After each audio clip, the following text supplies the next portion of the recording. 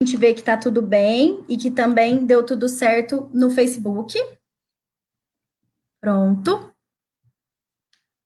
Bom, pessoal, boa noite mais uma vez. Para quem não me conhece, então, eu sou a doutora Camila Vidal, sou uma das médicas especialistas do Ceferp e hoje estou aqui. Oi, Rose, boa noite. Hoje eu estou aqui juntamente com o Dr. Marcelo, que é o diretor dos laboratórios do Ceferp, para a gente entrar num tema muito particular e um pouquinho diferente dos que a gente costuma abordar na nossa prática, principalmente clínica, né?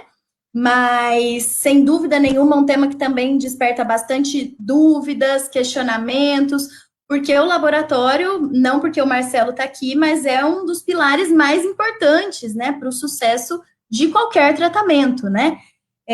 Então, é natural que ele gere muita dúvida, expectativas, questionamentos, e antes da gente começar a falar diretamente dessas dúvidas, queria deixar uma dica para vocês de que esse conteúdo, muito do que a gente tira de dúvidas aqui, do que a gente vai abordando em lives também, a gente deixa em outros canais de comunicação. Então, a gente tem, por exemplo, um blog em que os nossos próprios médicos, embriologistas, vão estar trazendo todo o conteúdo de confiança para vocês, né, para que a gente tenha realmente uma fonte confiável de informação.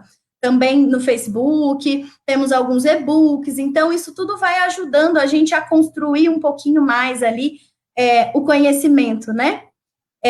E para começar tudo isso, eu queria começar, na verdade, lendo um comentário. Normalmente, quando a gente responde as perguntas que a gente recebe, a gente não costuma citar o nome, até para preservar a pessoa, mas hoje eu queria fazer um comentário, porque essa pessoa deixou se identificando com muito carinho, que é a Larissa Fávaro Marque. E ela colocou: eu sou professora de reprodução assistida no curso de biomedicina da Unifipa Catanduva. Sempre dou sugestões de leitura vinda de vocês. Gostaria de agradecer. Vocês são ótimos. Se possível, mandem um oi para a Biomedicina Catanduva. Obrigada. Então, queria agradecer, Lari, o carinho, a sua mensagem. Saiba que é realmente tudo feito com o maior carinho e a maior preocupação para fornecer um conteúdo de qualidade. E pode contar com a gente para tudo. E um abraço para a Biomedicina de Catanduva. Então, pessoal, para que a gente possa entender tudo isso um pouquinho melhor, a gente tentou dividir um pouquinho mais nas dúvidas que têm relação especificamente só com os óvulos ou só com os espermatozoides e, por fim, com os embriõezinhos, né? E a gente vai tentar abordar um pouco de todas essas perguntas que a gente foi recebendo por aqui. Se vocês tiverem qualquer outra dúvida ou qualquer outro comentário relacionado ao assunto, fiquem à vontade para deixar aqui também os comentários e a gente vai conversando e interagindo um pouco mais. Então, vou começar falando um pouquinho sobre os óvulos. E a primeira pergunta, já quero abrir aqui com uma pergunta que a gente recebeu, que foi: tenho 36 anos, posso ter problemas com fertilidade pela idade? Como eu vejo isso? Sonho com filhos. Então, vou falar um pouquinho da parte clínica, resumidamente, e depois vou pedir para o Marcelo entrar um pouquinho na parte laboratorial, né? Realmente, com o passar da idade, com o passar do tempo, é natural que a gente tenha uma redução tanto de número quanto de qualidade dos óvulos, e essa redução é principalmente mais acelerada depois dos 35 anos, né? Então, sim, é importante que a gente conheça o potencial reprodutivo da mulher, justamente para que a gente possa planejar um momento oportuno para a gestação, seja agora, seja no futuro, e que a gente evite surpresas, né, e algumas frustrações nesse caminho. Você quer comentar, Marcelo, alguma coisa relacionada aos óvulos e à idade do ponto de vista biológico? Legal, acho que é interessante falar sobre a parte da célula, né? Por que a célula envelhece, por que isso acontece com a mulher e se acontece a mesma coisa com o homem ou não, né? Então, é uma dúvida frequente, né? Por que acontece esse envelhecimento celular? Então, antes de mais nada, eu agradecer aqui a presença de todo mundo, né? Obrigado, eu fico muito contente de poder participar aqui. E como a doutora Camila falou, né? O laboratório, não puxando sardinha para o meu lado, né? Mas já falando do laboratório, realmente ele é fundamental. Tudo que acontece, na verdade, é dentro do laboratório.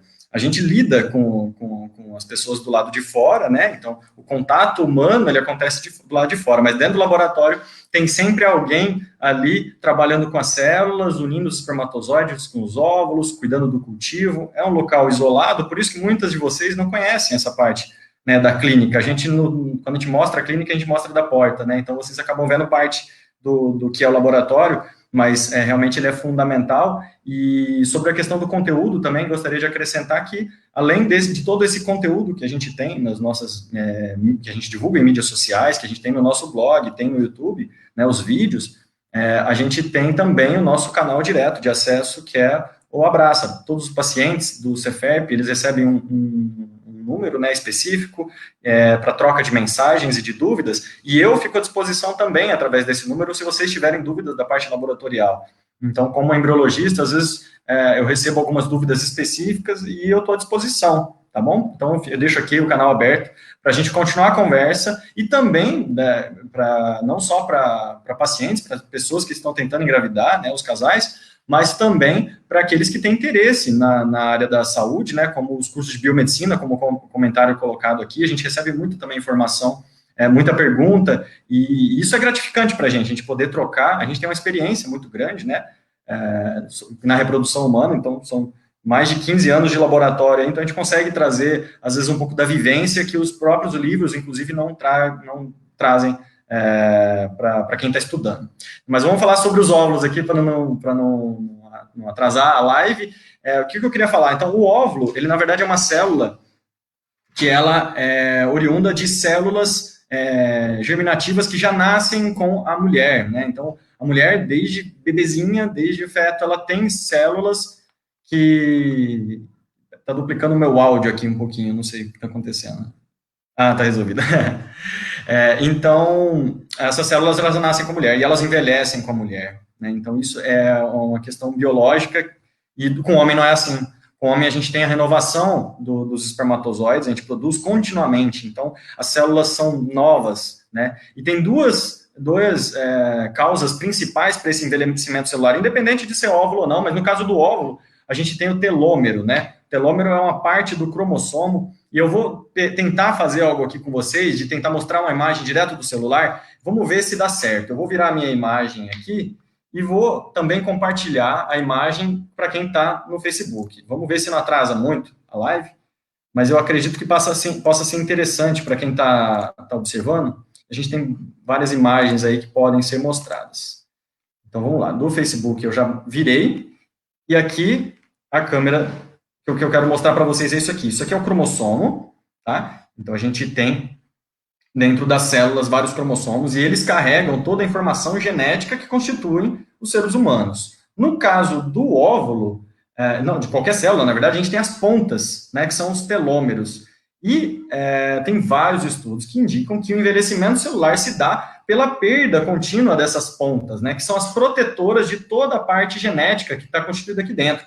Na verdade, essa parte final aqui, ela não se transcreve em informações genéticas. Na verdade, ela não traz informações do que a pessoa vai ser. Na verdade, é só um protetor desse conteúdo importantíssimo aqui, que é o que leva a informação para a formação dos bebezinhos e formação nossa das células e para continuar. Acontece que com o envelhecimento, a gente perde a parte dessa ponta, ela vai perdendo porque as células se dividem. Então, esse é um processo comum aqui, vocês veem, né? Ele vai representativamente aqui, conforme vai dividindo a célula, as células vão perdendo a parte da ponta, né, do telômero, e tem até uma proteína telomerase que ela protege, inclusive, disso, mas, infelizmente, o óvulo, ele vai perdendo isso com o tempo, né? E essa é uma das explicações para que a célula envelheça, ela passa a ter problemas de divisão celular, né? Então, uma mulher de 36 anos tem um óvulo de 36 anos, e essa célula passa a ter problema. E uma outra estrutura muito importante também é a mitocôndria, que aqui é uma organela, né? Essa aqui, dentro da célula, a gente tem várias, ela é a usina de força da célula. Ela é responsável por dar toda a energia que as células precisam para se movimentar, a energia que a gente chama de ATP, né? Então, no caso dos óvulos, com o tempo, há uma redução da quantidade das mitocôndrias. E isso também está atribuído aí, provavelmente, a um problema depois, posterior, de divisão celular. Então, é isso que eu queria mostrar e queria explicar um pouquinho mais para vocês entenderem que é uma questão mesmo genética e biológica. O óvulo, ele envelhece, né? E no homem não é assim. não tem muito o que se faça. Uma dúvida frequente, né, doutora Camila, é quando as pessoas falam assim, mas eu sou jovem, olha só como eu sou jovem por fora, eu me cuido, né, eu sou forte, olha só como minha pele é boa. Mas, infelizmente, isso não representa o que está dentro da célula. Essas estruturinhas aqui estão dentro da célula e não tem nada, teoricamente, que você possa fazer para corrigir esse envelhecimento celular, né? Tem vários estudos que falam, por exemplo, da vitamina D, que ela consegue segurar aí a perda, né, proteger os telômeros e tal, mas infelizmente não tem nada ainda, apesar do conhecimento do que faz envelhecer, não tem nada que proteja ainda desse envelhecimento celular. Bom, vou voltar a câmera para mim aqui e agradeço a pergunta, devolver para a doutora Camila.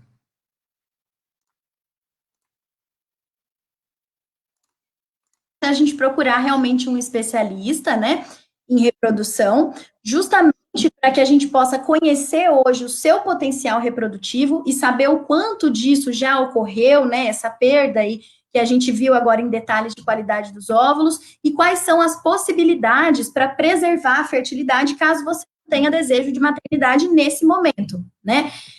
Antes da gente entrar no assunto da preservação da fertilidade, vou comentar que eu vi tantas mamães passando por aqui, algumas já contaram, outras eu estou vendo o rostinho, muito legal que vocês estejam aqui com a gente. Inclusive, tem um comentário da Zelaide, que ela escreveu, parabenizo a equipe pela enorme disponibilidade para estreitar esse relacionamento médico e paciente. Nos conforta muito. É um prazer ter você sempre aqui, viu? Vamos sempre manter próximo até a chegada do bebê e adiante, né? Se Deus quiser.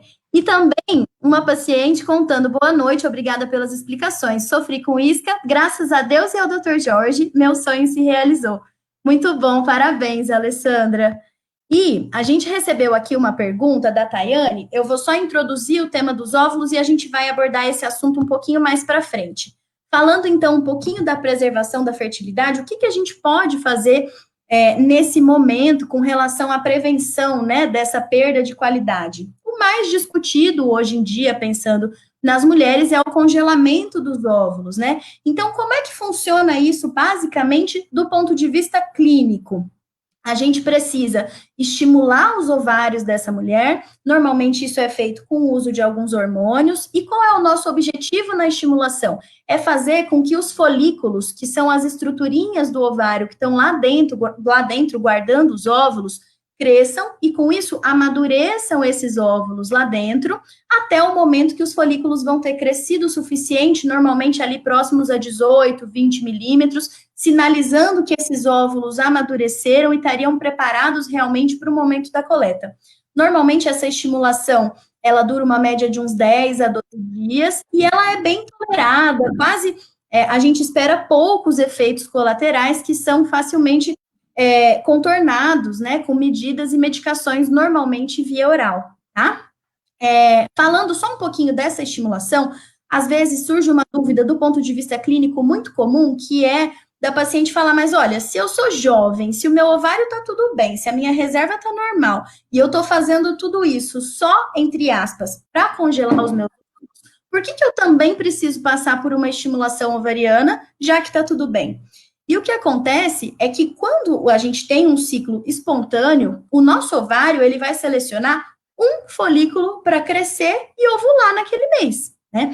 E o nosso objetivo em fazer a estimulação é fazer com que a gente estimule mais folículos, para que naquele mesmo ciclo a gente otimize o máximo possível de óvulos maduros, para que depois da coleta a gente possa ou congelar ou usar para um tratamento de fertilização. Né? Antes da gente entrar mais um pouquinho nesse assunto dos óvulos, a gente recebeu uma pergunta também sobre a coleta dos óvulos, mais especificamente sobre como é a sedação para a coleta de óvulos. Então, a coleta dos óvulos é um procedimento muito tranquilo, é feito por ultrassom transvaginal, dura uns 15, 20 minutinhos mais ou menos, e na pontinha do ultrassom vai uma agulhinha bem fininha que vai chegar ali no folículo para aspirar o líquido e o óvulo dali de dentro. Por segurança e pelo conforto da paciente, isso é feito com anestesia, então ficam 2 anestesistas em sala para te auxiliar nesse momento, e a anestesia é uma sedação, ou seja, é basicamente um remedinho na veia só para dormir e não sentir dor, tá? Nada mais profundo que isso, na maioria das vezes. E eu sei que às vezes o receio do procedimento e às vezes de passar por uma anestesia é grande, mas o fato de você ter a segurança de você estar com anestesista, de você ter passado por uma avaliação pré-anestésica, então, onde você passou por uma consulta com todas as suas alergias, dos seus procedimentos anteriores, pode ficar tranquila, que é um procedimento tranquilo, rápido, e em breve a gente vai ter aí a notícia dos seus óvulos também. Então, fizemos ali esse momento da estimulação, da coleta dos óvulos, da parte clínica, a gente fez ali até esse procedimento, e quando chega no laboratório, Marcelo, a gente já começa junto desde o momento da coleta em si, né, que a gente tem a presença também de um embriologista para cuidar deles desde o momento que a gente faz a aspiração. E como é que continua esse cuidado a partir do momento que a gente faz a coleta? Legal. Então, primeiro, né, como é que a gente sabe que a gente vai fazer o processo, né? Como que o laboratório se informa do que vai acontecer? Então, a gente tem um prontuário, a gente recebe uma sinalização de que o ciclo vai se iniciar e a gente se intera, né, junto com a parte médica do que está acontecendo, né? Qual é o caso, por que está colhendo. Então, a gente recebe essa comunicação, essa solicitação do procedimento que começa no laboratório 2 dias antes da coleta de óvulos. Com essa informação, a gente prepara o material por esse dia tão importante, que é esse dia da coleta, e nesse dia a gente tem contato com essas células, né, que são os óvulos. Então, através desse processo que a doutora Camila descreveu muito bem, o médico faz a coleta dos óvulos e o laboratório leva para dentro do laboratório, o embriologista leva para dentro do laboratório essas células para poder fazer a seleção delas, né. E como é que funciona essa coleta? A gente usa uma bomba de aspiração. É um sistema fechado, então ele sai da agulha, vai direto para o tubinho, e esses tubos, como é feita uma coleta, né, e todo o processamento do laboratório ele é feito de forma individualizada. A gente só utiliza na nossa bancada, que a gente chama, né, somente um paciente por vez. Então, a coleta do laboratório, a coleta dos óvulos, ela acontece de forma individualizada, a gente leva sempre uma identificação. Quem passou pelo tratamento na clínica sabe muito bem que a gente pergunta sempre, né, o nome e a data de nascimento, e são as identificações que a gente utiliza para poder ter a segurança daquele processo, naquele momento, e dentro do laboratório tudo é identificado da mesma forma também. Nome, data de nascimento, número do prontuário, que é checado várias vezes, é anotado em todos os tubos, todos os materiais, e tudo é aberto somente para uma paciente de cada vez. Então, essa é uma questão também importante de colocar. A coleta acontecendo no centro cirúrgico, esses óvulos são levados para o laboratório, esses tubinhos são despejados numa lupa, que é um equipamento para aumentar, mas não é um microscópio ainda, é um equipamento anterior, ele tem um aumento não tão grande quanto do microscópio, e esses óvulos são selecionados. Eu vou aproveitar de novo, vou mostrar um pouquinho como é que os óvulos vêm para o laboratório, não sei se todo mundo tem a noção de como que funciona isso. Eu vou compartilhar mais uma vez a imagem aqui, porque eu acho que é interessante, não sei se é porque eu trabalho com isso, mas eu gosto bastante de como funciona, né, de como são as células. Eu acho que vale a pena mostrar para vocês. Eu compartilhei a tela aqui, então, para quem está no Facebook, e vou virar a tela para quem está aqui no Instagram. Então, essa aqui é um esqueminha aqui de como funciona a punção, né, então tem o transdutor, né, o transdutor o médico coloca na vagina, e tem o guia da agulha. A agulha, apesar de parecer tão grande, na verdade, só parte dela perfura, né, a parede da vagina, e aqui tem o ovário, né, doutora, me corrige, por favor, se tiver alguma informação aqui nesse... Não, é isso mesmo. Tá?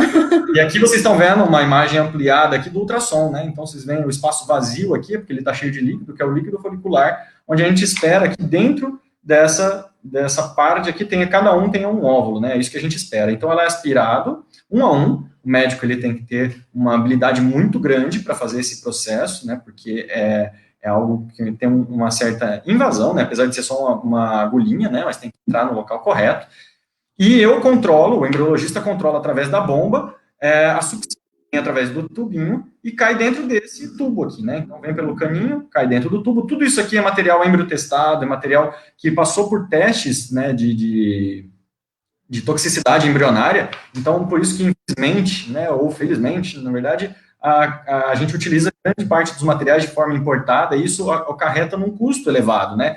Então, esse é um dos tipos, e tudo não é reutilizável, é descartável, né? Então, o tubinho aqui, a gente vê o líquido, né? E a gente espera que o óvulo, aqui tem uma imagenzinha, que seria o óvulo. Aqui tá vendo mais uma vez, uma outra imagem aqui da agulha perfurando e o óvulo entrando, tá? Então, essa aqui é a bomba, né? E cada paciente recebe dessa forma. Depois, na troca, a gente troca todo o material. E os óvulos, eles vêm no laboratório assim, tá vendo a lupa que eu falei? É esse equipamento aqui.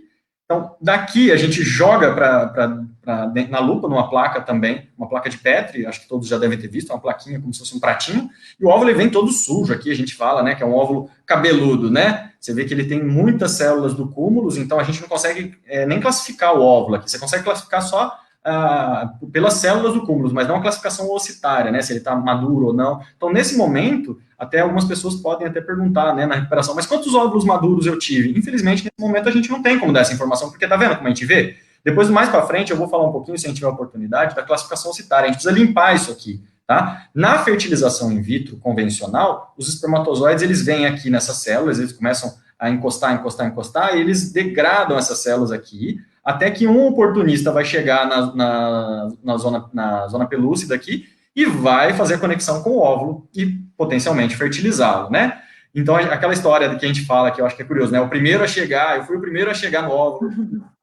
Se você veio de uma, não da fertilização in vitro, nem se for da fertilização você foi o primeiro, porque na verdade quem escolhe é o embriologista. Mas fertilização natural, o primeiro que chegou ficou aqui. O segundo também, terceiro, por isso que a gente precisa, um dos motivos da gente precisar de milhões. Ele tem que passar por todo o trato feminino, e além disso, ele enfrenta uma barreira, uma barreira complicada aqui para poder passar. Então, um coleguinha ajuda o outro aqui. Um vem, libera enzima, degrada. O outro vem, libera enzima, degrada, e eles vão degradando até que um oportunista, que eu falei, às vezes o cara que está lá quase no finalzinho da corrida, ele chega aqui e ele acaba entrando e podendo fertilizar. Então, é assim que a gente vê dentro do laboratório. Aqui tem só algum esquema, mas é isso mesmo, tá? Então, é assim que eu gostaria de mostrar aqui para vocês um pouquinho desse esquema. Eu respondi a dúvida, doutora? Na verdade, eu não lembro qual foi a dúvida agora.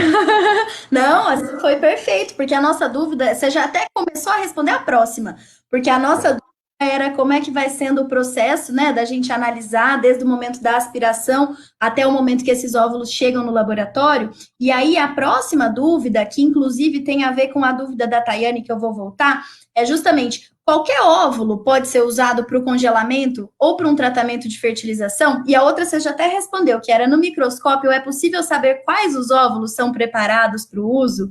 Né? Então, foi mais ou menos isso que você já abordou, do ponto de vista de avaliar a maturidade dos óvulos, por isso que a gente precisa aguardar um momento, né, para passar. E a pergunta da Tayane, Marcelo, foi: gostaria de saber sobre o óvulo imaturo que chega à maturação no laboratório, chances de sobrevivência após o descongelamento, e ela agradeceu e deixou um grande abraço também. Legal. Obrigado pela pergunta. Vamos colocar a pergunta de duas formas, tá? Vamos separar a pergunta. Na verdade, uma coisa é maturação, outra coisa é o congelamento. Então, na verdade, um óvulo maturado in vitro, ele não tem mais ou menos potencial de sobrevivência pós-congelamento. Tá? Na verdade, o processo de congelamento, ele tem perdas ou não, né? Ele tem a sua chance, independente da origem dessa célula. Né? Então, a maturação in vitro ocitária, infelizmente, ela não é aplicada de rotina, a gente não tem para humanos, né? Na verdade, em animais, dependendo do grupo, dependendo do animal que a gente utiliza, por exemplo, para bovinos, eu trabalhei, antes de trabalhar com a reprodução humana, eu trabalhei, isso já faz bastante tempo, foi na faculdade, eu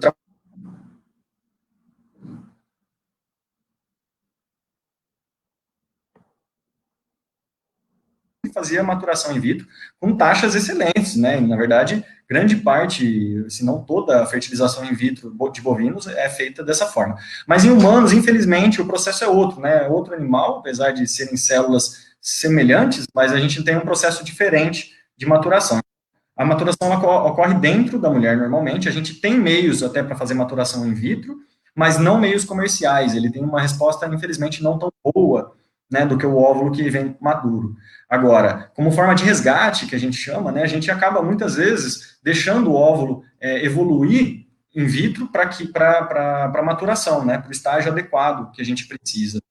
Então, esse óvulo, se ele chegar ao estágio adequado para fertilização, a gente muitas vezes congela, que é o caso, né, da pergunta, e a gente pode utilizar ele posteriormente. Mas isso não influencia diretamente na sobrevivência de descongelamento, tá? Ele vai influenciar na taxa de gravidez e até mesmo na evolução desse óvulo, na fertilização, na clivagem, na formação de blastocisto. Então, a gente vê que tem uma perda, infelizmente, desses óvulos maturados em relação ao óvulo que já vem colhido maduro, né? Então, isso pode acontecer. E as taxas, muitas vezes, dependendo do óvulo maduro, elas são baixas, né? Quando a gente fala de óvulos VG, que é em vesícula germinativa ou em prófase 1, são os óvulos que estão bem no início ainda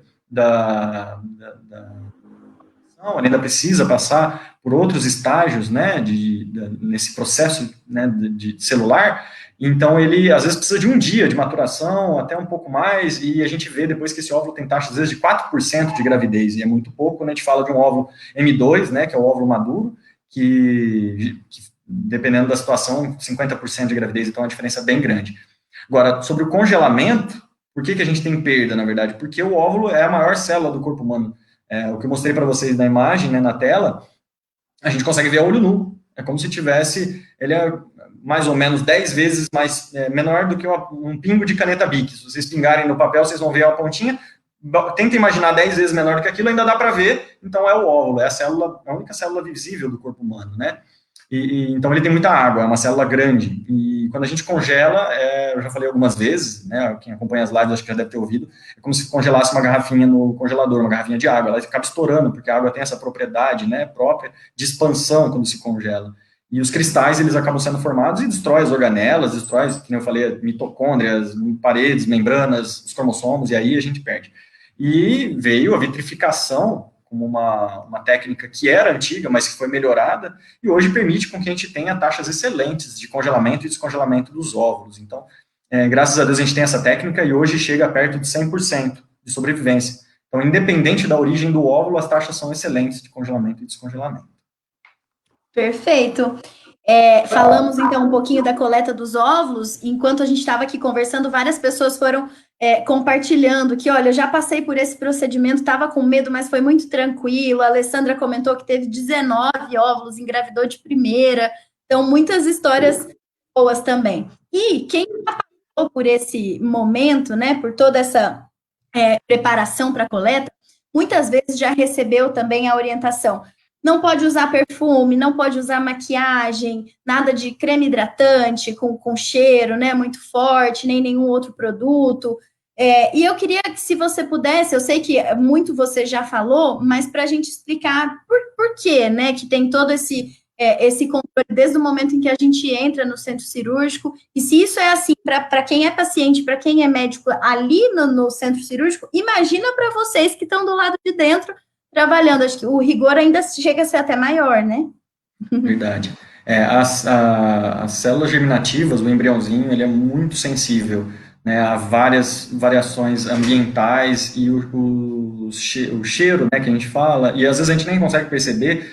A gente classifica dentro do laboratório como, a gente coloca o nome de compostos orgânicos voláteis, que são os VOCs, e eles são prejudiciais ao desenvolvimento embrionário, eles são prejudiciais às células dentro na fertilização in vitro. Tem laboratórios de cultivo de células que não tem problema nenhum com isso, mas na fertilização in vitro há uma preocupação muito grande, a gente sabe que isso interfere, sim, no resultado de gravidez. Então, o controle de qualidade de um laboratório de fertilização in vitro ele é muito rigoroso, e é por isso que eu falei no comecinho que não tem acesso fácil ao laboratório. Você vê, os próprios médicos não acessam facilmente o laboratório, ele é restrito a um número limitado de pessoas que são os embriologistas. E para trabalhar lá dentro, a gente precisa passar a gente precisa abrir mão de algumas coisas. Eu sou homem embriologista, mas tem muito mais mulheres embriologistas do que homens, e elas têm muito mais dificuldade nesse quesito do que eu, porque a gente evita esmalte, a gente não pode passar acetona, por exemplo, então, maquiagem, os hidratantes. Então, imagina como é para a embriologista ela ter que trabalhar todo dia sem poder, né, se cuidar nesse sentido, né, sem usar nenhum cosmético. Mas é assim, quem escolhe já sabe desde o começo que não pode entrar no laboratório dessa forma. Inclusive, quando a gente faz manutenção do laboratório, a gente pede para os próprios fornecedores não entrarem, quando se precisa, né, alguém entrar, a gente precisa para vir dessa forma, assim, com esse controle rígido, né, de não prejudicar as células que estão lá dentro. E o laboratório, ele conta com algumas coisas também para proteger nesse quesito, porque às vezes não é só evitar, né, que entre esse material, mas a gente também tem os filtros, né, então a gente tem filtros de carvão ativado que vão capturar esses compostos orgânicos voláteis, e na clínica, não sei se vocês já perceberam, quem já passou pela clínica, dependendo do local da clínica, a gente consegue ouvir um barulhinho, né, como se fosse um zoom, assim, bem grande, assim, dependendo do local. Esse é o principal equipamento da clínica, é o pulmão, né, da clínica, do laboratório, que é o que faz a filtragem de tudo do laboratório. Esse pulmão, ele faz tanto a função de limpar, de tirar todas as impurezas, as partículas do ar, né, que podem comprometer e cair dentro da plaquinha ali junto com o embriãozinho. São partículas que a gente não consegue ver olho nu, inclusive. A gente está falando de 3 micrômetros, é muito, muito pequenininho. E, então, a gente tem uma classificação de sala, inclusive, para comprovar isso. E a gente tem também esse filtro que cuida também da umidificação da sala, que tem que ter uma umidade específica, e a temperatura, então funciona também como um ar-condicionado, que aquece e esfria, dependendo da situação, então é tudo muito bem controlado, são equipamentos que precisam trabalhar em situações muito bem controladas. Então, é por isso, tudo acontece ali dentro para que a gente tenha, e é importante isso, por isso que o custo, inclusive, como falando de custo novamente, o custo para se manter esse laboratório é muito alto, porque isso funciona 24 horas por dia, esse cuidado, esse controle, as roupas são trocadas, são roupas especiais, então é tudo que a gente usa ali para cuidar da melhor forma, porque é tudo muito sensível, né? E para a gente ter esse controle de qualidade rigoroso sendo seguido, aí tem que fazer da melhor forma possível mesmo, tem que ter um investimento pesado. Com certeza. Eu vou compartilhar uma coisa minha aqui com vocês, então, que quando eu entrei para trabalhar no Cefep, eu falei para o Marcelo, equipe do laboratório, eu falei, olha, eu queria conhecer, porque assim como vocês também querem conhecer mais, é importante que a gente também conheça dentro do laboratório, né, todo esse funcionamento. Também recebi essas mesmas orientações, olha, você quer conhecer, a gente não pode entrar com isso, com aquilo, e com toda essa preparação, pude passar um tempo ali com o Marcelo e com todo mundo, conhecendo o outro lado, né? Vou fazer uma pausa aqui no nosso roteiro, só para a gente responder algumas das perguntas das meninas que entraram aqui, e uma delas é a Nai. Nai, primeiro um abraço, viu, para vocês. E a pergunta é, na hora, eu vou pular lá para os embriõezinhos só para a gente responder a Nai primeiro aqui, depois a gente vai responder as próximas também. Na hora da transferência, dá para escolherem os melhores embriões para serem transferidos ou não? E aí, Marcelo, eu vou pedir para você, para a gente antecipar um pouquinho só essa parte da seleção dos embriõezinhos para transferência, o que a gente identifica, né? Tá. Então, a gente tem como selecionar, né, na verdade, a gente classifica todos os embriões, tanto para congelamento quanto para transferência embrionária. Então, os embriões, ou eles são analisados através do equipamento que a gente tem, que monitora continuamente o desenvolvimento deles, que é o time-lapse, alguns acho que já devem ter visto, que é um equipamento que fica ligado, é uma câmera que fica dentro da incubadora mesmo, ou a gente precisa colocar os embriõezinhos no microscópio.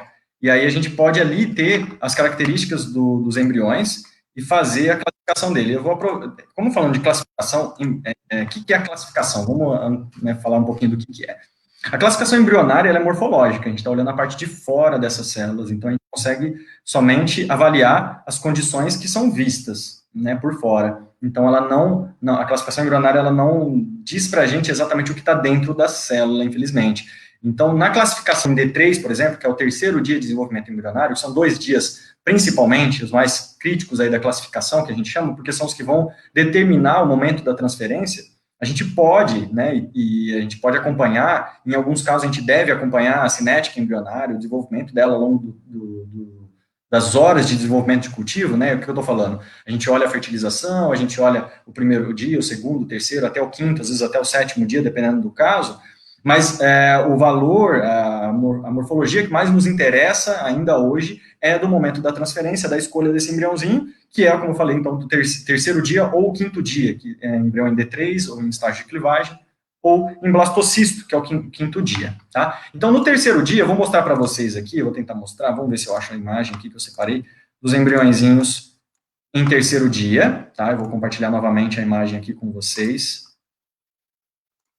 dos embriõezinhos, tá? Para ficar bem claro, e vou virar a câmera aqui novamente, para ter as duas ferramentas. Então, vamos lá. Então, aqui não são os embriões, tá? Na verdade, é um esquema só de como são os embriõezinhos. Então, aqui a gente tem um embrião em terceiro dia, ou segundo dia, no caso, está com 4 células, tá? Às vezes, o embrião em terceiro dia está com 4 células, se for o início do terceiro dia. Então, depende do desenvolvimento embrionário ali, porque ele é dinâmico, né? Agora ele está desse jeito, daqui 2 horas, às vezes ele muda e cliva de novo. Então, vamos tomar como base aqui um embriãozinho de 4 células. Você vê na classificação A ou 1 aqui, numeral romano. Então, depende da classificação do laboratório. Cada laboratório utiliza uma classificação. A gente utiliza uma classificação mundial, que é do Consenso de Istambul, mas nem sempre essa classificação do consenso ela é adotada por todas as clínicas. Mas, independente disso, todas as classificações, elas adotam critérios semelhantes, como, por exemplo, a simetria das células. Está vendo aqui que a gente tem 4 células do mesmo tamanho? Nesse embriãozinho aqui, que fica mais evidente, a gente tem uma célula enorme e uma célula menorzinha. Então, esse embrião ele é classificado como de pior qualidade, entre aspas. Esse aqui é o melhor. A gente espera que as células tenham tamanho simétrico, né? A outra coisa no terceiro dia que a gente usa bastante, eu vou falar só dessas duas, desses dois fatores, tá? Que são mais importantes mesmo, que é a fragmentação. Então, a fragmentação ela pode ser oriunda, inclusive, dos próprios blastômeros que se fragmentaram e viram essas bolinhas aqui pequenininhas que vocês estão vendo em volta na parte interna aqui do embrião. Quanto mais fragmentação, pior é. Então, a gente consegue aqui, vamos ver o melhor, e esse aqui é o pior. Tem células de tamanho assimétrico e muita fragmentação. Então, no momento da transferência, a gente opta por embriãozinho mais bonito, né? Mas isso também não é certeza. Nem sempre o embriãozinho mais bonito é o que vai virar gravidez. Quem acompanha, depois eu vou mostrar o de blastocisto, tá? Mas eu queria já aproveitar e falar. Quem acompanha as nossas mídias sociais vai ver que tem uma coisa que a gente coloca que era uma vez o embriãozinho, uma sériezinha que a gente criou para mostrar para vocês o embriãozinho no laboratório, que a gente tira a foto dele, e o embriãozinho, o bebezinho, depois de nascido. E vocês podem ver em algumas fotos que os embriãozinhos não são da melhor morfologia. Tem embriãozinhos assim, assim. Óbvio, a chance de gravidez é maior quanto melhor a classificação embrionária. Mas a gente não pode abandonar um embriãozinho desse aqui e falar que ele não vai virar um bebê. Em vários casos, acontece de virar gravidez. Tá bom? E eu queria mostrar, então, aqui, na outra foto, a classificação de blastocisto. O blastocisto, ele é mais avançado, né? Ele tem mais células. Aqui a gente classifica por quantidade de células, né? Então, aqui 4 células. E aqui a gente não conta células, tá vendo? Aqui é um monte, é um punhadinho de célula. Aqui é o blastocisto, nesse caso inicial. Ele está cavitando. Cavitando é abrindo esse espaço aqui de cavidade. O objetivo aí é que ele continue clivando, expandindo, e depois ele sai dessa casquinha aqui, que é como se fosse a casquinha do ovo aqui, que é a zona pelúcida, ela é oriunda do oócito. E aí esse embriãozinho ele sai de dentro dessa casquinha e é o momento que ele vai implantar, né? É o que a gente espera no endométrio, dentro do útero da mulher. Então, ele evolui da seguinte forma, ele vai abrindo espaço, ele vai cavitando, até o momento em que ele já fica completo de cavidade, e nesse momento a gente consegue ver aqui, esse amontoado de células aqui, que é a massa celular interna, que ela dá origem realmente ao bebezinho. Então, aqui a gente já tem o primeiro sinal de diferenciação celular, né? Até esse estágio aqui, a gente não consegue saber qual célula vai virar o quê. Você não tem como rastrear isso, não tem, na verdade, nem importância a gente saber. Aqui não, aqui a gente já sabe que essas células aqui dão origem ao bebê. E essas células aqui em volta do embriãozinho são as que dão origem aos anexos embrionários, né? A placenta. Então, quando a gente faz a biópsia embrionária, a gente prioriza a biópsia da parte que não tem que não vai dar origem ao bebezinho. A gente tira células aqui de uma porção que seja oposta à massa celular interna. A mesma coisa acontece aqui, só que como não tem diferenciação, a gente pode tirar qualquer uma, só que a quantidade de células é muito menor. Então, o comprometimento do embrião é muito maior. Então, o que a gente prioriza aqui? O embriãozinho que está mais evoluído, né, nessa escala de desenvolvimento, mas a gente também avalia essas células que eu falei. Se as células da massa celular interna estão em quantidade adequada, se elas estão bem aderidas, e a mesma coisa para o trofectoderma. Então, respondendo à pergunta, sim, a gente consegue saber quais são os melhores embriões pela morfologia, né? E tem a análise genética embrionária, que permite com que a gente também possa escolher os embriões, aí sim, por características internas a esse, né? A parte genética. Perfeito, Marcelo, muito obrigada. A gente acabou antecipando essa pergunta, mas que já era a dúvida, né, de mais pessoas para a gente já poder esclarecer. Vou ler só alguns comentários que a gente recebeu do Facebook, que a Elicácia comentou. Eu passei por esse procedimento, foi super tranquilo, consegui alcançar uma boa quantidade de óvulos, engravidei do José na segunda tentativa. Hoje, meu pequeno com 8 meses. E ele é uma criança linda, uma carinha de criança feliz. Um abraço para vocês, viu?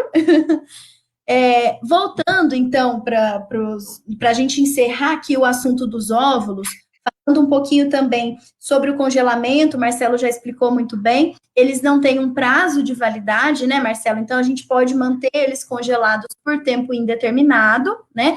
E aí, lá na frente, se a mulher optar realmente por utilizar esses óvulos, aí sim a gente vai programar o descongelamento, o encontro ali com o espermatozoide, e aí formar o embriãozinho que pode ser transferido a fresco, já respondendo uma pergunta aqui também, que é quando a gente usa o óvulo congelado, se o embriãozinho é a fresco. Pode ser, porque a gente pode fazer todo o preparo do endométrio, descongelar o óvulo, formar o embriãozinho para aí sim a gente já chegar direto no momento da transferência, tá? E uma outra pergunta para a gente encerrar o assunto dos óvulos é a seguinte: se eu tiver óvulos congelados e eu for usar no futuro, eu preciso usar todos de uma vez? Ou a gente pode ir descongelando conforme a necessidade, formando embriõezinhos também? E se eu usar só alguns e ficarem os outros, qual o destino que eu posso dar para esses óvulos, caso eu já tenha tido filho ou não tenha plano de usar esses óvulos no futuro também? Perfeito. A pergunta para mim? Se você quiser, eu posso... Não, posso responder. Os óvulos, embriões, eles podem ser congelados individualmente ou podem ser congelados em grupo, né? Tem uma limitação técnica, muitas vezes, para essa quantidade, mas, normalmente, a gente congela aí de 2 em 2, no caso de embriões, e óvulos depende, se é para preservação da fertilidade, às vezes a gente congela na mesma palheta, mais embriões, tá? A palheta é como se fosse como é que eu posso dizer, um palitinho de dente, né, mais ou menos, só que de plástico, e ele é chato, e a gente coloca o embriãozinho na ponta dele ali, e ele fica dentro do nitrogênio líquido. Nessa paletinha a gente pode colocar 1, 2, 3, 4, e tem uma limitação, como eu falei, técnica, às vezes tem casos de eu já ver pessoas congelando 15 óvulos na mesma palheta, sem prejuízo a essas células, desde que tenham uma habilidade muito grande, o operador, né, a técnica seja muito bem aprimorada. E a paleta seja apropriada para isso, que também tem paletas que não permitem esse congelamento em grupo. Então, a depender dessas coisas, a gente pode congelar, e se ele tiver congelado nessa mesma paleta, a gente pode, se for de 1 em 1, a gente pode descongelar de 1 em 1, se tiver 2, a gente pode descongelar 2, então a gente pode fazer a quantidade de embriões necessárias ali, baseado nisso. Tem uma implicação de custo, infelizmente, quando a gente fala de descongelar e fazer embrião, a gente está fazendo um processo que é oneroso, e a gente faz uma vez só, então se eu estiver descongelando 5, 10, 20 óvulos para fazer uma fertilização in vitro, teoricamente o custo é o mesmo quando eu faço então, se eu descongelar e fizer um embrião, é um processo. E depois eu tiver que fazer isso de novo, então isso é a única limitação que eu vejo de se fazer menos ou mais embriões. E quanto ao destino dessas células, né, então vamos supor que tem assim, uma limitação aí, religiosa, por exemplo, que a gente já teve na clínica. Eu quero fazer somente um embrião, aquele que eu vou transferir, não quero ter mais embriões armazenados. A gente congela óvulo, então, resolve esse problema, a gente pode ir descongelando de 1 em 1, fazendo um embriãozinho e transferindo, também, como eu falei, não existe limitação técnica para isso, a gente pode fazer, e essas células, depois, vamos supor que engravide, esses óvulos, o que pode ser feito com eles? Eles podem ser descartados, não tem problema em relação ao descarte de óvulos e espermatozoides. Esse descarte, a única coisa que a gente precisa é o consentimento de descarte. Então, se for uma solicitação da mulher que queira descartar esses óvulos, né, ou do casal, é feita uma solicitação de descarte e eles assinam embaixo, né, se for à distância, fazem reconhecimento de firma, então esses óvulos podem ser descartados. Com relação ao embrião, o processo é um pouco mais complexo, né, existe uma legislação específica, no passado não era permitido o descarte, e é dependente de cada país. No Brasil, a gente pode descartar após 3 anos de armazenamento. Então, os embriões, eles podem ficar 3 anos, e depois desses 3 anos, pode-se decidir pela doação desses embriões a outros casais, pela doação para pesquisa, o que é muito difícil, a gente não tem pesquisas em andamento, quem acompanha a mídia e o CISEMBRE, o relatório anual, vê que a gente não tem muitos embriões destinados. No ano passado foi, acho que, menos de 100 embriões em todo o Brasil, uma produção absurda de embriões, então isso não acontece facilmente, e tem o próprio descarte, né, nesse caso também procedendo da mesma forma, com consentimento, orientação e tudo mais. Perfeito. Pessoal, antes de eu progredir aqui para o próximo tema, só para a gente ir conversando, o Instagram, ele limita o nosso tempo, né? Então, a gente está chegando próximo ao final do tempo permitido pelo Instagram, mas como a gente tem bastante dúvida e a gente tem bastante assunto para falar, se vocês estiverem disponíveis e dispostos também, a gente pode ir seguindo e retomando essa live até a gente cobrir todos esses assuntos, tá bom? Recebemos também mais um comentário no Facebook de outra pessoa que passou pelo procedimento no estágio de blastocisto e hoje é mãe de uma princesinha na primeira tentativa, já respondendo uma pergunta que eu vi até aqui passando, perguntando se transferindo um embriãozinho em estágio de blastocisto tinha chance de conseguir na primeira tentativa. Então, a gente já tem uma resposta e um exemplo aqui para animar vocês também, né? Então, falamos um pouquinho já sobre os óvulos, mas e se a gente for pensar do ponto de vista de espermatozoides, né? A gente costuma falar que a infertilidade, ela é conjugal, então a gente sempre precisa avaliar o casal, né? Até porque mecanismos, por exemplo, de preservação da fertilidade também podem se adequar aos homens. Então, o homem também pode ser exposto a tratamentos que lesem a fertilidade, né?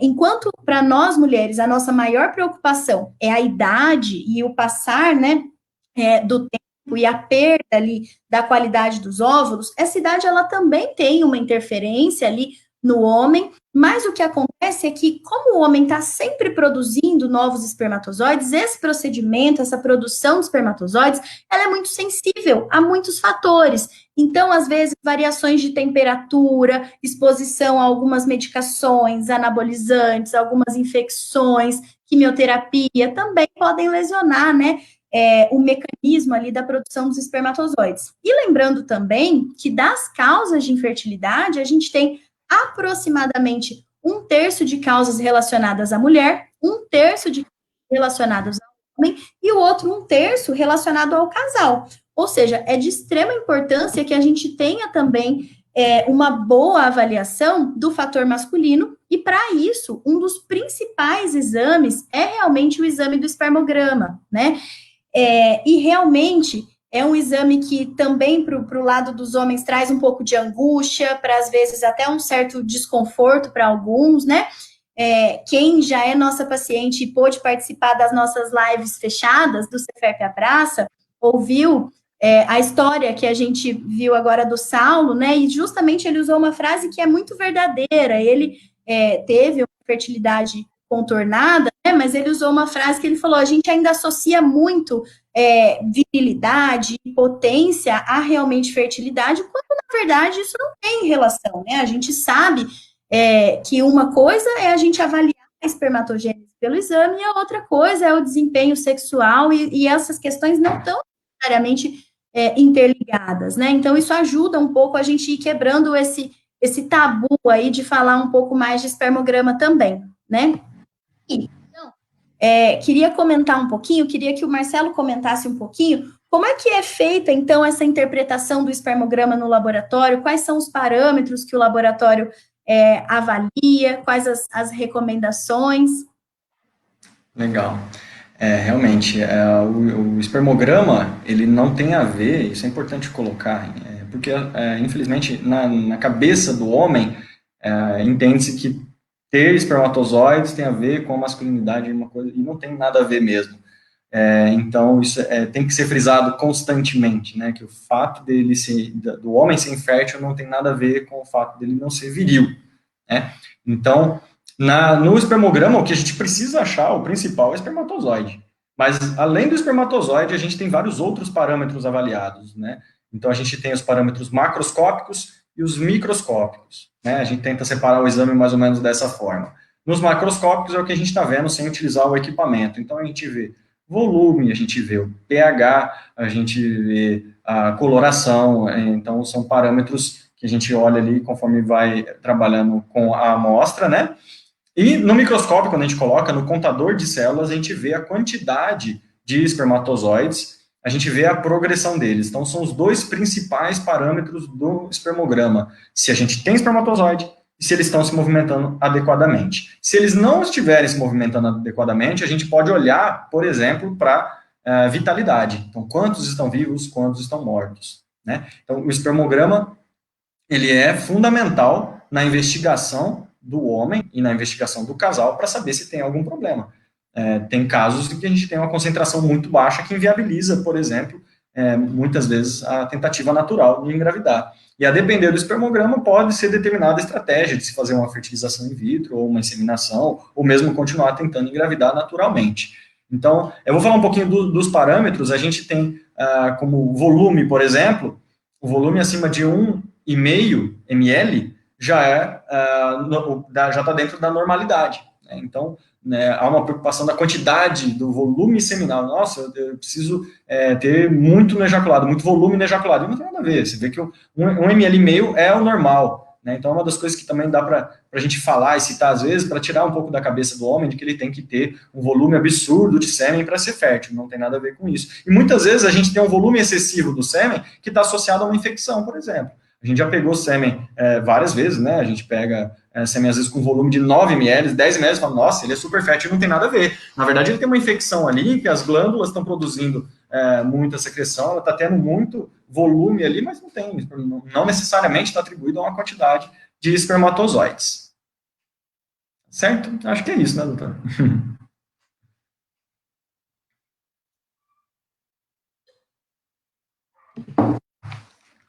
Falando, então, do que a gente avalia no espermograma, é importante que a gente fale também um pouquinho sobre o preparo, desde as orientações que a gente fornece para a coleta e para o momento da coleta em si, né? Infelizmente, é relativamente frequente a gente ouvir de alguns pacientes, alguns casais, o relato de que, olha, eu fiz a coleta, tive que passar pelo constrangimento ainda de ir lá levar o potinho, ainda vi aguardar um tempo, né, até processar essa amostra, e o quanto isso pode interferir na confiabilidade do exame que a gente está recebendo, né? Então, primeiro, do ponto de vista de orientações, lógico que elas podem ser personalizadas de acordo com cada caso, mas geralmente a gente orienta um período de abstinência que pode variar de 1 a 2, até 4 a 5 dias, né? E o ideal é que a gente faça a coleta em um local apropriado para isso, né? Que a sala tenha um preparo não só de conforto, mas principalmente de privacidade, né? Desde um isolamento acústico a alguns outros materiais. E também, Marcelo, a gente tem uma particularidade nesse sentido da coleta, que é a comunicação direta com o laboratório, justamente para a gente evitar, né, qualquer constrangimento e para a gente ter agilidade, né, porque você pode falar até melhor do quanto essa agilidade é importante entre o momento da coleta e a gente receber realmente essa amostra para avaliar, né? Isso, muito bem colocado. Realmente, o laboratório ele fica do lado da sala de coleta seminal e tem uma portinha, o pass-through, que é uma caixinha em que o homem ali, para evitar o constrangimento, eu acho que, não sei se tem algum homem aqui, eu não sei se não vi, mas eu mesmo já colhi sêmen já em outros laboratórios, não clínicas de reprodução humana, mas o espermograma ele pode ser realizado em qualquer laboratório de análise clínica. E você vai num banheiro comum, né, com um potinho na mão, recepcionista, no caso, eu já até vi, recepcionista entrega o potinho e fala, vai lá, né, entrega, na época entregava uma revista, entra lá na casinha ali no banheiro, o banheiro na recepção. Então, extremamente constrangedor, e depois você tinha que fazer o que com esse potinho? Tinha que andar pela recepção, levar para a moça no balcão, né, esse frasquinho ali, e pronto. Então, é algo ruim. Né? Na clínica, a gente montou a clínica para que a sala pudesse ficar no fundo do corredor, né, um local um pouco mais isolado. Dentro não é um banheiro, na verdade é uma sala, então tem uma separação, né? E tem um espaço para o vaso, para a pia, mas tem uma sala com poltrona. A gente não utiliza mais revista, tem TV, tem Wi-Fi, tem internet, tem ar-condicionado, né? Então ela é climatizada, tem somzinho ambiente. A esposa pode acompanhar o marido se quiser, é oferecido, então não tem problema de entrar acompanhado, tem espaço para isso, inclusive. E o cuidado da célula que é importante, né? Na verdade, você não pode deixar o potinho ali e ele pode ficar uma hora ali sem estar numa placa aquecida. Então, a gente orienta sempre, tem as regrinhas ali, para quem colheu na clínica sabe muito bem, tem umas regrinhas para colocar, terminou de colher, coloca em cima da plaquinha aquecida, que fica já bem próximo ao laboratório, é sinalizado ao laboratório que foi feita a coleta, e de dentro do laboratório a gente já pega já o frasquinho para fazer análise. Por quê? Porque pode interferir tudo. A gente está falando de, às vezes, uma quantidade pequena de espermatozoides. E o fato de eu deixar ele numa situação não adequada pode interferir na minha análise posterior. De repente vem um laudo de que tem todos os espermatozoides imóveis e, na verdade, eles ficaram imóveis porque foi mantido fora, né?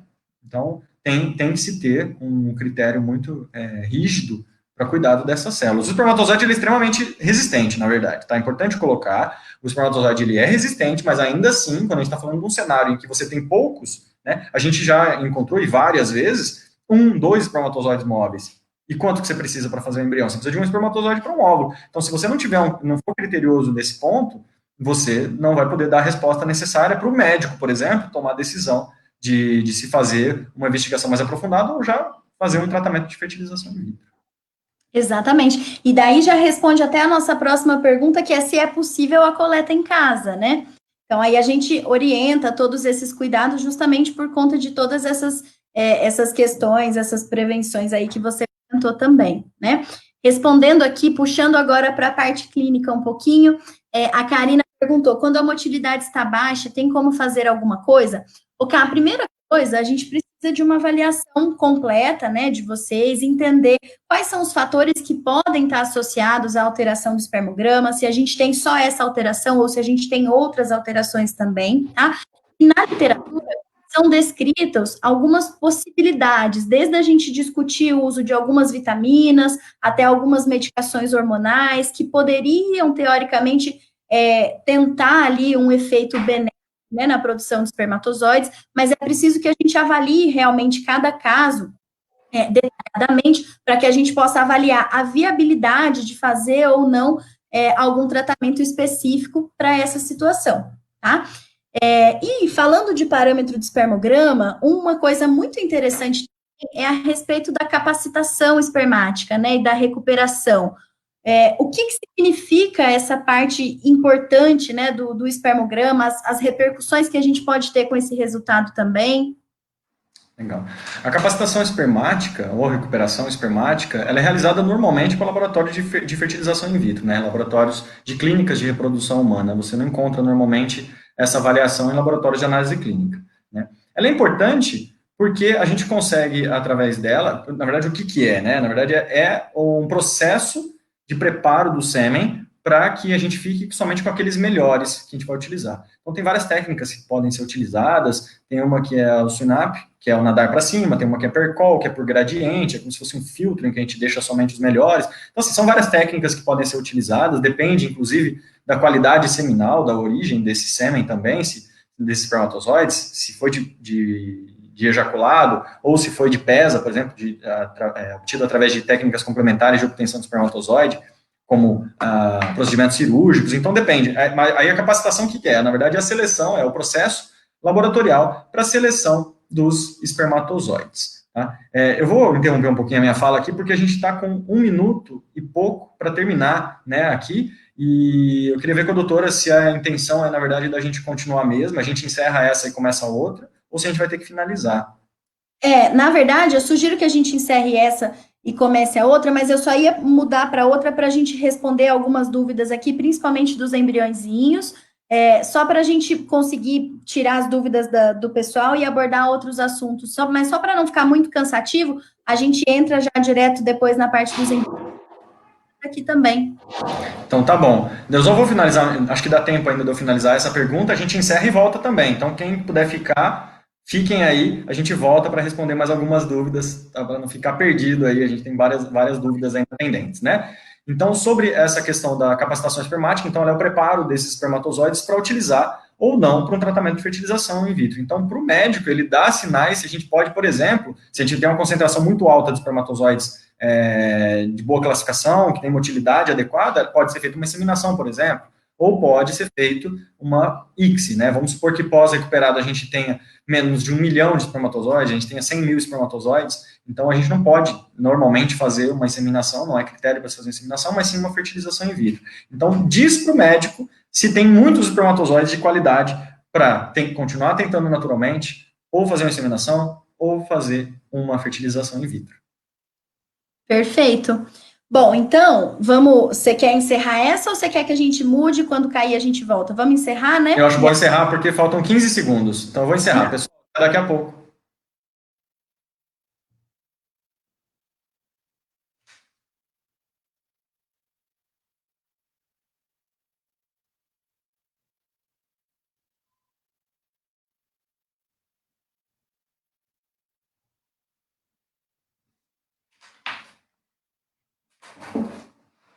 Nós continuamos aqui, né, doutora, no Facebook, correto? No Facebook, a gente está só fazendo a transição. Porque como integrante da live, só para a gente poder responder as outras dúvidas de vocês e entrar um pouquinho no assunto dos embriões. Eu sei que é um tema muito extenso e a gente poderia passar muito tempo, né, conversando, a gente pode marcar ainda outras lives para abordar mais um pouquinho desses assuntos, mas hoje a gente vai respondendo ainda mais essas dúvidas de vocês. Assim que o Instagram permitir, a gente já retoma, então, a transmissão pelos dois, e aí a gente volta a falar sobre as dúvidas de vocês, tá bom? Enquanto isso, fui vendo aqui também que no Facebook também chegaram algumas dúvidas, a gente tem aqui acesso a elas também, e assim que a gente voltar à transmissão, a gente vai responder. Deixa eu voltar.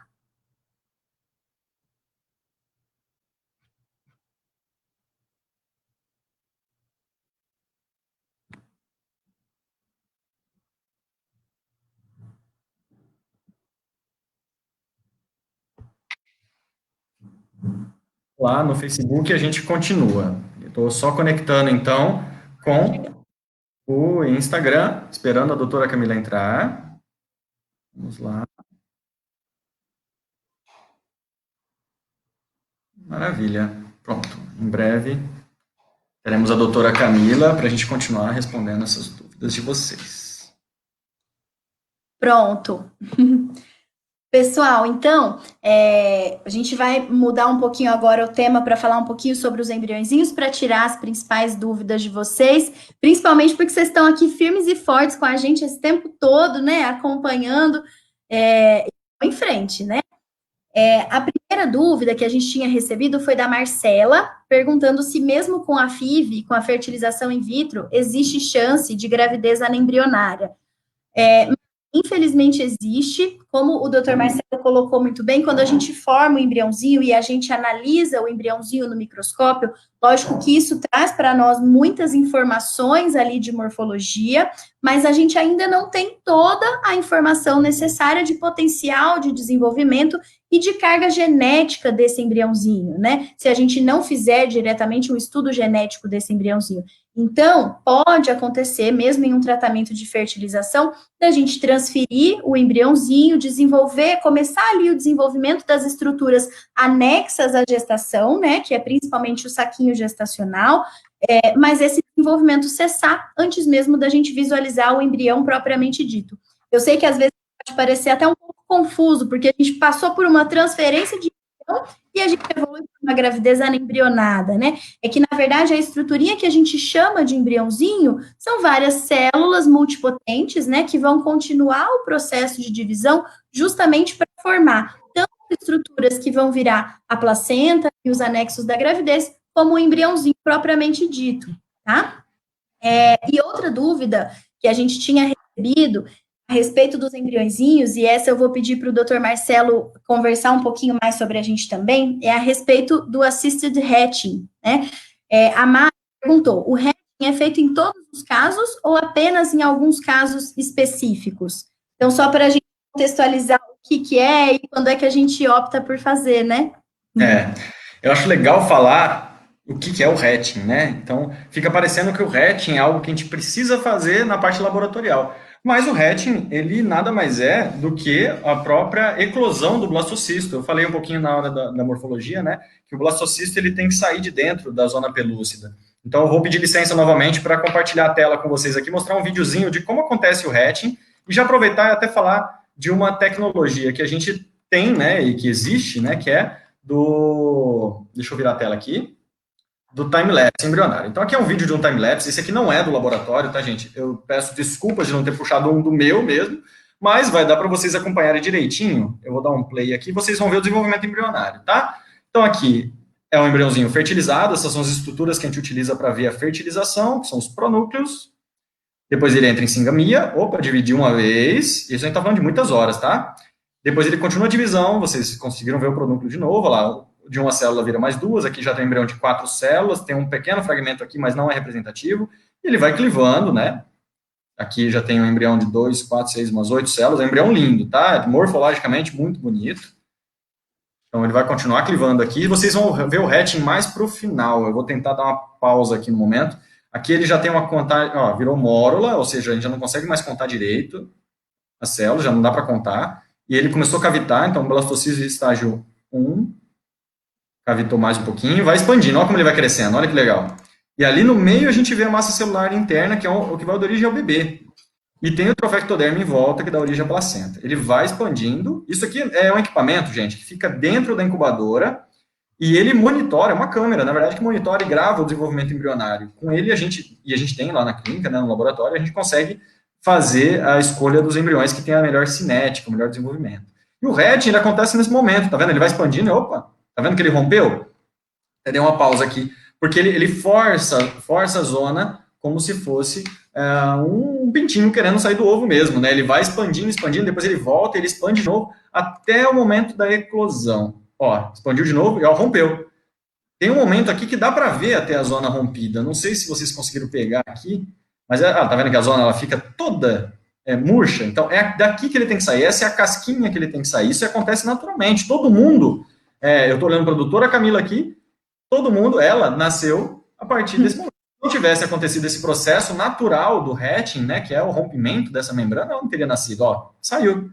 E esse blastocisto bonitão aí, que agora já não dá nem para ver, porque ele está enorme aqui, né, esse é um pocinho aqui, ele acaba tendo que procurar um espaço para... Ele cresceu ao ponto de nem aparecer na câmera mais, já não dá para ver mais. Então, eu vou voltar aqui na nossa imagem, né? E vou falar um pouquinho desse processo, então. Então, todo mundo veio, a partir desse... aconteceu com todo mundo o hatch, né? Quando você foi um embriãozinho, você teve que sair dessa casquinha, então ele acontece naturalmente. Só que tem situações no laboratório que a gente sabe que há uma dificuldade de romper essa zona pelúcida, né? Um dos casos é pós-descongelamento do embrião. A gente sabe que, quando a gente congela o embrião, pode haver o endurecimento da zona pelúcida.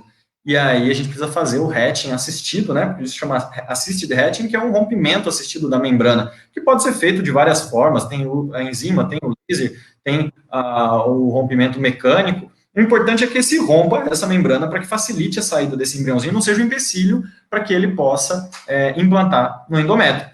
Tem a idade materna também, a idade materna avançada, ela pode deixar a zona pelúcida mais flexível, mais resistente. Então, a gente percebe muitas vezes, inclusive na injeção, isso. Quando a gente faz a ICSI, a gente introduz a agulha e aí ele tem uma resistência e você vai empurrando, empurrando e não consegue penetrar o óvulo. Você já sabe que, de cara, infelizmente, é uma mulher que tem uma idade avançada, muitas vezes acima dos 38 anos, e que isso pode prejudicar posteriormente. Além da questão genética que eu expliquei mais cedo, ainda assim pode prejudicar. Então, nesses casos, a gente acaba fazendo o hatching assistido, falha de implantação também, porque pode ser uma coisa que pode ajudar. Como não tem prejuízo, a zona pelúcida, você tirar ela ou não, não tem prejuízo nenhum. Então, a gente pode adotar como uma medida aí auxiliar para tentar aumentar a chance de gravidez. Perfeito. E outra dúvida que a gente recebeu vai agora a respeito dessa parte genética dos embriõezinhos, né? Que a gente também costuma conversar bastante, que é um pouco sobre a análise genética embrionária, né? E a Caroline perguntou: a análise de síndrome de Down, ou seja, o estudo genético, né, dos embriõezinhos, só é possível em estágio de blastocisto? E por que a gente faz, né, esse estudo genético no estágio de blastocisto? Quando eu comecei a fazer a análise genética, a gente fazia em D3, que é o terceiro dia, né? Então, isso, na verdade, porque no Brasil e no resto do mundo não era prática se fazer blastocisto. A gente ter o cultivo de blastocisto, ele requer equipamentos específicos, meios de cultivo específico, ele é mais complicado, né? No momento não é mais, a gente tem tecnologia para isso e é rotina nossa, não há problema nenhum, mas no passado era muito difícil. A gente poderia comprometer o embriãozinho se a gente levasse ele para o cultivo em quinto dia. Então, a biópsia ela era realizada no terceiro dia, a gente tirava algumas células ali. E qual que é o problema de se fazer a biópsia em terceiro dia? Que se você pega uma, duas células, ele pode representar menos o todo do embrião, né? Existe uma coisa que chama mosaicismo, que nem todas as células do embrião representam o todo do embrião. Tem células que têm configurações genéticas diferentes, então você pode ter células com trissomia do 21, no caso aí, citando o exemplo da síndrome de Down, mas essa célula pode ser até que nem evolua no embrião, e esse embrião posteriormente é um embrião normal, só que porque você tirou aquela célula e analisou ela, você tem um laudo de síndrome genética que impede você pode ter opção de não transferir, no caso da síndrome de Down, há a opção de transferir, porque não inviabiliza o nascimento, mas tem síndromes que você exclui, né, o embrião. Então, o terceiro dia é complicado por isso. Fora que o dano ao embrião é maior, né? Você pode ter um dano ao embrião, potencialmente mais dano. Óbvio que, se você fizer bem feito, uma técnica muito bem estabelecida, com mão de obra treinada, né, experiência, você pode tirar 2 células do embrião em terceiro dia, que tenha 8 a 16 células, sem problema algum. Mas ainda assim há um potencial de dano ainda um pouquinho maior, né? Existe uma chance de você poder danificar esse embrião. Então é por isso que não se faz mais a análise genética do terceiro dia, a gente faz do quinto dia, que você tem uma quantidade de células incontáveis, você pode ter uma representatividade maior desse embrião, então você pode tirar uma porçãozinha ali dele sem comprometer ele, ter um risco menor a esse embrião, e é baixo, na verdade, esse risco, se você executa com precisão, é uma técnica muito bem estabelecida, a biópsia embrionária é feita há muitos anos, então é algo muito interessante se fazer, obviamente tem suas indicações clássicas, né, você não vai fazer para todo mundo, tem um custo maior, então tem-se que discutir aí com o médico, né, que está acompanhando o caso, sem dúvida, mas da parte laboratorial é isso, a gente executa normalmente em quinto dia. Dá para se avaliar tanto em terceiro quanto em quinto dia, mas a gente na clínica adota quinto dia. Perfeito. E quem já conversou comigo, ou às vezes já viu alguma live ou passou por consulta, sabe quando faz essa pergunta clássica, né? Mas a biópsia danifica o embrião? E eu falo, olha, se feita por um bom embriologista, não, né?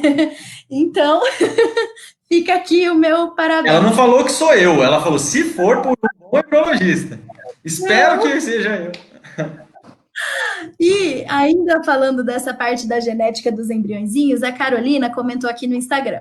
Depois de colher os óvulos, ter um X de embriões, que vocês dizem ter uma qualidade ou não, mesmo assim, depois de todo o processo, tem o risco do bebê ter a síndrome de Down? E qual a porcentagem? Olha, Carol, tem, né? Porque, na verdade, todos nós, mesmo que a gente tenha ali a avaliação do nosso cariótipo, sabendo que a nossa carga genética é normal, todos nós vamos produzir ao longo da vida gametas, óvulos e espermatozoides alterados, né? E a gente pode sim formar também embriõezinhos alterados, tá? Essa porcentagem, ela depende de alguns fatores, sendo um dos mais importantes a idade da mulher, tá? E é por isso que a gente conversa sobre essa questão da análise genética, para a gente entender qual é o que a gente espera de porcentagem e onde a análise genética vai agregar ali na segurança, né? No momento ali da transferência e quais os outros benefícios que ela também poderia ter. Falando também da análise genética, a gente tinha recebido uma pergunta na nossa caixinha que eu queria conversar também com o Dr. Marcelo sobre os embriõezinhos e a biópsia, que foi, os embriões congelados em D5, sem fazer análise genética, consigo fazer a análise agora? Ou seja, ela formou embriõezinhos, tem um embriãozinho blastocisto, foi congelado, e agora está avaliando a viabilidade de fazer um estudo genético. E aí, se seria viável a gente fazer nesse momento, né? Pode ser feito. Não tem nenhuma limitação técnica para a gente descongelar o embrião e fazer análise genética e recongelá-lo. Mas a situação padrão que a gente utiliza realmente é o cultivo desse embrião a fresco e biópsia a fresco, congelamento. Vai para o laboratório de análise genética e a gente tem o laudo, aí sim a gente descongela e transfere aquele que a gente já tem a resposta. Agora, a depender da conversa com o médico, né, dessa decisão em conjunto, tem que se colocar que não é o melhor cenário, porque a gente, na verdade, já tem esse embrião congelado, você vai descongelar ele, fazer a biópsia, recongelar, sendo que para a biópsia eu preciso que ele esteja no estágio adequado ali de expansão do blastocisto, né, então pode-se ter uma perda aí um pouco maior, nesse caso, do embrião congelado e pós-biópsia, né, do que no caso do embriãozinho a fresco. É por isso que a gente não adota isso de rotina. Há possibilidade, mas existe um risco um pouco maior. Exatamente. Então, sugiro que nesse caso você discuta realmente com o médico que está te acompanhando qual é a real indicação, a necessidade, o quanto isso agregaria, principalmente em chances de sucesso, para colocar todos esses pontos na balança, né? E eu queria aqui deixar um abraço para a Jéssica. Não vejo a hora de vê-la pessoalmente, doutora Camila. Muito obrigada sempre pelo carinho conosco. Estou com muita saudade de vocês. Se Deus quiser, em breve chega a hora da gente se ver de novo e seguir, né, Jéssica? E uma outra pergunta a respeito do congelamento e dos embriõezinhos é a da Bianca. Com o tempo, o embrião congelado perde a qualidade? E aí é basicamente o que a gente conversou, né, Marcelo, a respeito do congelamento para os óvulos, para os espermatozoides, e agora no cenário dos embriõezinhos também, né? Não sei se você quer complementar mais alguma coisa. Eu acho que eu perdi a qualidade aí no caso, só para deixar bem claro, é que, pelo que eu entendi, não é que se ele pode ficar danificado com congelamento, na verdade, se ele pode regredir no estágio, né, de algum desenvolvimento posterior. Se for essa a pergunta, na verdade, o que acontece é que, e não sei se é o caso, se passou pelo tratamento, mas às vezes a classificação ela muda do congelamento para o descongelamento. Não é que o processo de descongelamento pode ter interferido. Às vezes, sim, se acontecer alguma célula degenerada, né, no congelamento, mas como eu falei, é algo um pouco mais improvável. Acontece muitas vezes de mudar a classificação simplesmente porque o embrião ele não para de desenvolver. Quando a gente classifica ele para congelar, às vezes do tempo que a gente classificou até o tempo que a gente congelou já mudou. E do tempo que a gente descongelou até o tempo que transferiu já mudou de novo. Então, às vezes, a classificação ela é alterada entre o que foi falado do congelamento e o que foi na hora da transferência, simplesmente porque ele está em constante evolução. Isso é bom, na verdade. Com certeza. E é importante a gente fala muito em taxas de sucesso de acordo com a idade da mulher, né? Mas quando a gente tem embriõezinhos congelados, já de uma idade anterior à da transferência, a idade mais importante para nós é a idade lá no momento da coleta do óvulo e da formação do embriãozinho, tá? Mais do que a idade lá na hora da transferência. Lógico que depois de uma certa idade, a gente vai precisar rastrear outros fatores de risco, né? Porque a gente sabe que mulheres depois dos 40, principalmente depois dos 50, vão ter ali risco de alterações cardiovasculares, metabólicas, e que a gente precisa rastrear pela segurança da gravidez como um todo. Mas em questão de chance de implantação, ela é inerente realmente à qualidade lá do óvulo e do embriãozinho formado lá no momento do congelamento, independente da idade lá na frente, quando a gente for transferir o embriãozinho, tá? Só falando, esclarecendo uma questão de nomenclatura a respeito da biópsia, que foi também uma pergunta que a gente recebeu. Gostaria que comentassem sobre os testes genéticos, o PGD e o PGS, e se mudou essa nomenclatura e qual a diferença. Essa nomenclatura, ela é um pouco mais antiga, né? PGD significa um diagnóstico genético pré-implantacional, enquanto PGS significa um screening genético pré-implantacional. Qual é a diferença básica? Quando a gente faz um screening, a gente está rastreando o que é mais comum, alterações numéricas e estruturais nos cromossomos. Quando a gente vai em busca de um diagnóstico, significa que a gente tem história na família de alguma coisa específica que a gente precisa buscar e a gente vai lá atrás especificamente daquela definição, tá? Esses nomes, eles foram mudados e hoje a análise como um todo recebe o nome de PGT, que é teste genético pré-implantacional. E esse PGT, ele pode ser subdividido em PGT-A e PGT-M, tá? O A vem de aneuploidias, que é justamente essa alteração numérica e estrutural, que é o que era o antigo PGS, tá? Enquanto o PGT-M, esse M vem de doenças monogênicas, tá? Ou seja, doenças específicas relacionadas a mutações específicas que a gente precisa pesquisar, que era o antigo PGD, tá?